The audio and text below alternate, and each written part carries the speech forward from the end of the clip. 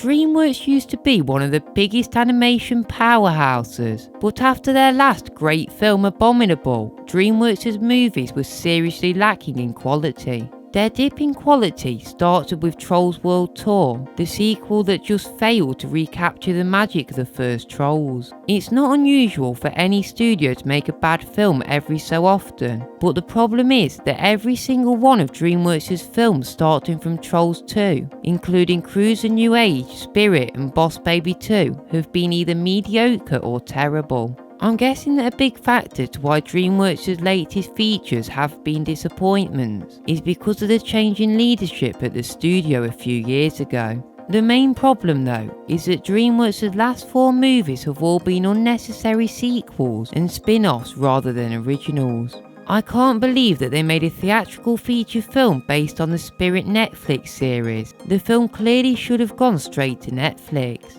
The annoying thing is that DreamWorks used to have a great track record. They're responsible for some of the most beloved animated movies of all time, such as Shrek, Madagascar, Kung Fu Panda and How to Train Your Dragon. Nowadays though, they're kind of considered a C-tier studio when they were once considered an A-tier animation powerhouse. DreamWorks' upcoming slate of films does look very promising. They're coming out with a sequel to Puss in Boots, which makes a lot more sense than their other sequels as there's so much mythology and lore that can be explored in the world that was set up in the first Puss in Boots. Probably one of my most anticipated movies of next year is The Bad Guys, a completely original film about a group of criminals who must learn to turn good.